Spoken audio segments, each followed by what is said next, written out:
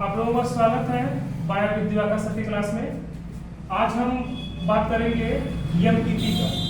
ईएमपीपी क्या है, इसका पूरा नाम क्या है, और ये टॉपिक अपने आप में नीट के लिए, यूपी बोर्ड, बिहार बोर्ड और अदर स्टेट बोर्ड तथा अदर कॉम्पिटिटिव एग्जाम के लिए इंपॉर्टेंट है, क्योंकि इसके फुल फॉर्म्स कई एग्जाम में पूछे गए हैं।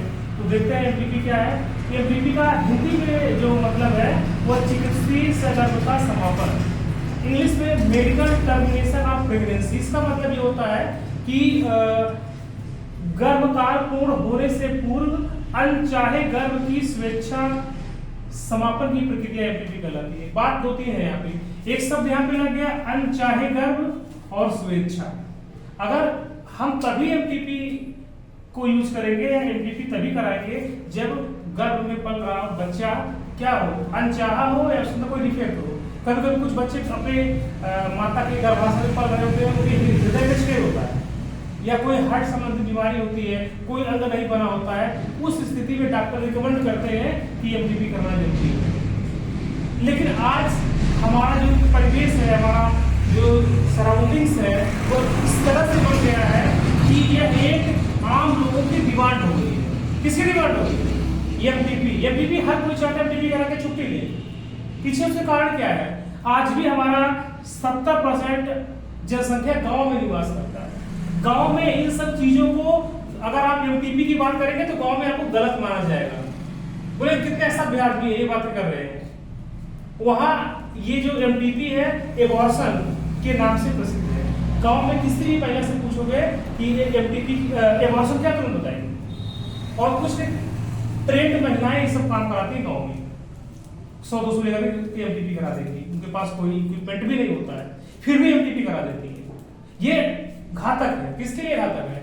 उस महिला के लिए जो एमपीपी करवाने गई। इसका दूसरा नाम उत्प्रेरित गर्भपात, इंड्यूस्ड एबॉर्शन है। इंड्यूस्ड एबॉर्शन मतलब किसी के द्वारा प्रेरित। कभी कभी ये स्थिति ये भी देखी गई कि कपल्स है, एक बच्चा अभी 2 साल का है, तीसरा बच्चा मतलब पेट में आ गया, तो उस स्थिति में क्या होता है वो कपल्स अपने बच्चे को बाहर निकालने के लिए एमपीपी का यूज करते हैं। एमपीपी कब कराया जाता है, ये दिमाग में सवाल आना चाहिए। यह 3 मंथ से पहले एमपीपी हो जाना चाहिए। अगर एमपीपी कराना भी है तो जो अनचाहा गर्भ है, उस गर्भ के दौरान जो बच्चा है, उस बच्चे की गर्भ में जो पलने की अवस्था कितने मंथ होनी चाहिए? 3 मंथ से पहले हो जानी चाहिए। लगभग पूरे वर्ल्ड में 4 से 5 करोड़ लोग एमपीपी करवाते हैं। कितना हाई नंबर में सोच लो, कितना बड़ा नंबर, कितनी बड़ी जनसंख्या है। विश्व की जो एमपीपी के ऊपर क्या बेस्ड है, ये डाटा केवल वर्ल्ड हेल्थ ऑर्गेनाइजेशन के द्वारा दिया गया है। 2019 का डाटा है। अभी हम 24 में पता नहीं कितनी जनसंख्या बढ़ गई होगी। ठीक है, अब हम बात करते हैं बांझपन या बंध्यता। ये बहुत ही इंपॉर्टेंट टॉपिक है। इससे सारे कॉम्पिटिटिव एग्जाम में सवाल पूछे जाते हैं। तो संतान पैदा न कर पाने की क्षमता ही स्टेरिलिटी या इनफर्टिलिटी है। मतलब शादी हो गया है, मेल फीमेल बच्चे पैदा करने में असमर्थ है, उनकी यह जो अक्षमता है या यह जो इनकम्पैटिबिलिटी है क्या कहलाती है? बांझपन या बंध्यता कहलाती है। ये भी देखो गांव में बहुत फेमस है। गांव में क्या हो, महिला को झाड़ू कराते हो, ये हकीम उस बाबा के पास, उस मौलवी के पास दुनिया भर की चीजें कराते हैं। उनको जानकारी ही नहीं होती है कि ये स्टेरिलिटी, बांझपन का कारण क्या है। तो इसके प्रमुख कारण शारीरिक का मतलब हो सकता है मेल हो या फीमेल में से किसी के शरीर का जो सेक्सुअल एक्टिविटीज में इन्वॉल्व ऑर्गन्स डेवलप ही ना हुए हो। जब सेक्स ऑर्गन डेवलप नहीं होंगे तो फिर स्टेरिलिटी होने का कारण बढ़ जाता है। दूसरा है जन्मजात। हो सकता है कोई जन्मजात दिक्कत हो, स्पर्म ही नहीं बन रहा है, ओवम ही नहीं बन रहा है फीमेल्स में। मनोवैज्ञानिक सब कुछ ठीक है, मेल और फीमेल का शारीरिक संबंध सही से बन नहीं पाता। उस स्थिति में भी इनफर्टिलिटी हो जाती है। जैसे फर्टिलिटी के लिए क्या जरूरी है कि मेल और फीमेल दोनों के गैमेट्स एक साथ रिलीज हो और दोनों फ्यूज करें। मान लो मेल और फीमेल फिजिकल कांटेक्ट बनाते हैं तो जरूरी नहीं कि हर फिजिकल कांटेक्ट पे ही महिला कंसीव हो जाए, क्योंकि उसके लिए शर्त क्या है? मान लो मेल ने स्पर्म छोड़ दिया तो फीमेल सेम टाइम अगर अपने ओवम को रिलीज करती है, कहाँ? एम्पुला स्टमस जंक्शन पे दोनों जाके मिलते हैं, तब जाकर के प्रेगनेंसी आती है या कंसीव या फर्टिलाइजेशन या जाइगोट का निर्माण होता है। ये बात याद रखना है। मनोवैज्ञानिक कारण बहुत रोल प्ले करता है। इसके अलावा प्रतिरक्षात्मक हो सकता है, शरीर के अंदर प्रोटीन की कमी हो या कहीं किसी एंटीबॉडीज की कमी हो, वो भी जिम्मेदार होती है इस स्टेबिलिटी के लिए। इसके अलावा औषधियां, पता है कि बच्चे टीनेजर्स होते हैं, 11वीं 12वीं पढ़ते हैं, मान लो गलती से उन्होंने फिजिकल कांटेक्ट बना ही लिया तो वो घबराए रहते हैं, अपनी बातों को नहीं बताते हैं अपने पेरेंट्स से। क्या करेंगे, झोला छाप डालते हैं, मेडिकल स्टोर में जाकर पूछेंगे कि हमने तो सेक्सुअल संबंध बना लिया है, अब हमको कोई ऐसी दवा दो जिससे हम प्रेगनेंसी ना हो। तो डॉक्टर क्या करें, उसको पैसा बना रहा है। लेकिन उस फीमेल्स पे क्या बीतेगा, इन दवाइयों का हमारे पास दुनिया भर के एग्जांपल्स है कि जिन जिन लोगों ने इस मेडिसिन का यूज किया है उसका दुष्परिणाम पूरा नहीं होता है।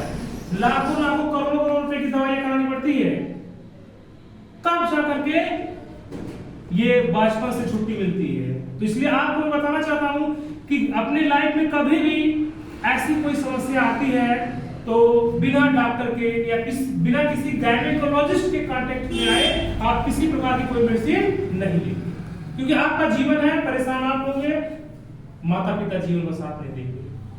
हमारा काम है बता देना, बाकी आपको जो करना मर्जी करिए, इससे भी ध्यान देना। इसके अलावा पैथोलॉजिकल बीमारी हो गई, बहुत सारी जेनेटिक डिजीज है, जैसे बैक्टीरियल, फंगल, वायरल ये इन्फेक्शन या प्रोटोजोअल इन्फेक्शन भी हो जाता है, तो वो भी एक कारण बनता है किसके लिए, इनफर्टिलिटी के लिए। अब देखिए यहाँ पे मेल में क्या कमी आती है, समाज हमारा कहता है यार महिला बच्चे नहीं उत्पन्न कर पा रहे, तो समाज महिला को ज्यादा दोषी तक ठहराता है, जबकि 50-50% दोनों जिम्मेदार है। मेल में क्या कमी होती है, मेल की स्पर्म की संख्या में कमी, मेल की स्पर्म में कमी है, जितने स्पर्म होने चाहिए उतने स्पर्म नहीं है। दूसरा, स्पर्म की मोटिलिटी, गति में कमी, स्पर्म है तो लेकिन गति नहीं कर पा रहा है। गति करने का आशय यहाँ पे क्या है कि स्पर्म को तैरते तैरते कहां तक पहुंचना है, फैलोपियन ट्यूब के एम्पुला इस्थिमस जंक्शन तक पहुंचना है, जहां पर स्पर्म का वेट कौन कर रहा है, ओवम वेट कर रहा है। जब तक ये तैरते तैरते नहीं जाए, वो भी देखो उल्टा तैरना होता है। उल्टा तैरने का मतलब अपोजिट ऊपर की तरफ, ऐसे से ऊपर की तरफ तैरना होता है। उसके लिए क्या चाहिए होगा, प्लेंटी ऑफ एनर्जी चाहिए होगा, स्पर्म को बहुत ज्यादा ऊर्जा चाहिए होगा, साथ ही साथ उसकी गति बढ़नी चाहिए, इसे हेल्दी स्पर्म की जरूरत होती है। स्पर्म का मार्ग ब्लॉकेज, कभी कभी स्पर्म के मार्ग में ब्लॉकेज आता है, उसकी वजह से भी प्रेगनेंसी नहीं हो पाती है। ईडी, इरेक्टाइल डिसफंक्शन, ये भी बहुत महत्वपूर्ण मतलब डिजीज नहीं लेकिन बहुत ही महत्वपूर्ण एक तरह से डिजीज कह ही सकते हैं। इसमें क्या होता है कि जो मेल का पेनिस होता है वह लेट उसमें मतलब इरेक्शन होता है या सही से इरेक्शन नहीं होता है, और सही से इरेक्शन ना होने की वजह से यह भी जिम्मेदार है किसके लिए, यह भी जिम्मेदार है बचपन के लिए। ये तो मेल से संबंधित कमियां थी। फीमेल में क्या कमियां हैं, फीमेल में सबसे बड़ी कमी है अनियमित ओव्यूलेशन। उसकी जो पीरियड है, मेंस्ट्रुअल साइकिल है, वो समय से नहीं आती, इरेगुलर आएगी। उसके लिए कई कारण है। उसके लिए एफएसएच एलएच का मेन रोल है। फॉलिकल स्टिमुलेटिंग हार्मोन बताया आप लोगों को, एलएच ल्यूटिनाइजिंग हार्मोन्स, ये दोनों हार्मोन्स का जो स्राव होता है प्रॉपर वे में नहीं होता, और जब भी प्रॉपर वे में नहीं होता है तो अल्टीमेट इसका रीजन क्या होता है कि अनियमित ओवुलेशन होता है, अंडोत्सर्ग होता है। दूसरा, फैलोपियन ट्यूब पे ब्लॉकेज। कभी फैलोपियन ट्यूब पे ब्लॉकेज होता है, लोग बोलते हैं बच्चेदानी का मुंह बंद है, गांव में बोलते हैं ना बच्चेदानी का मुंह बंद है, उसका मतलब क्या है, दैट इज फैलोपियन ट्यूब में क्या है, ब्लॉकेज है। इसके अलावा सर्विक्स में इंफेक्शन, सर्विक्स का मतलब जहां से वेजाइना के जस्ट ऊपर का जो स्ट्रक्चर है उसको सर्विक्स बोलते हैं। सर्विक्स में इंफेक्शन हो गया तो भी क्या होगा, कंसीव नहीं होगा, यानी कि बचपन की समस्याएं बनी रहेंगी। इंडोमेट्रियम का ठीक होना, इंडोमेट्रियम किसकी लेयर है, किसकी दीवार है इंडोमेट्रियम, चीन की दीवार है, हाँ? भारत की दीवार है, फिर किसकी दीवार है? रोज बताता हूं ये बात, रोज बता के बताते हुए जो भी हमारे दर्शक होंगे वो भी बता सकते हैं इंडोमेट्रियम किसकी, जो भी हमारे मतलब वॉच करते हैं हमारे वीडियो को बता सकते हैं इंडोमेट्रियम किसकी दीवार है। मैं तो बार बार ये बताता हूं, चीन की दीवार है, भारत की दीवार है, फिर किसकी दीवार है?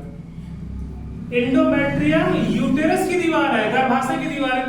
3 दीवारें बताया था, जो भीतरी दीवार उसका नाम क्या है? इंडोमेट्रियम। इंडोमेट्रियम की लाइनिंग या इंडोमेट्रियम की दीवार मोटी हो गई तो भी प्रेगनेंसी में बहुत समस्या आती है।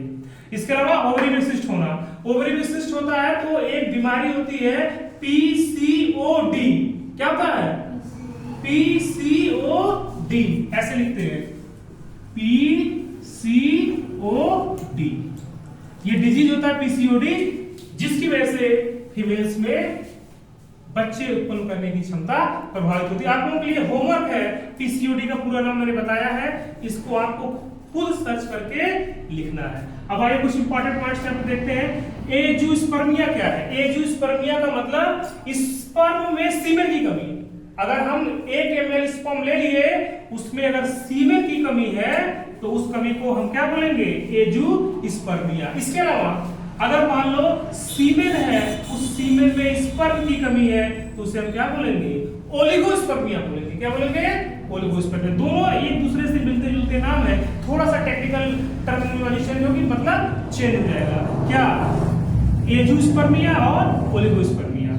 तो ये बहुत इंपॉर्टेंट पॉइंट्स हैं। तो आप लोग देख सकते हैं एमपीपी क्या है, स्टेरिलिटी क्या है, वांछपन क्या है, और इंपॉर्टेंट पॉइंट्स में बताया।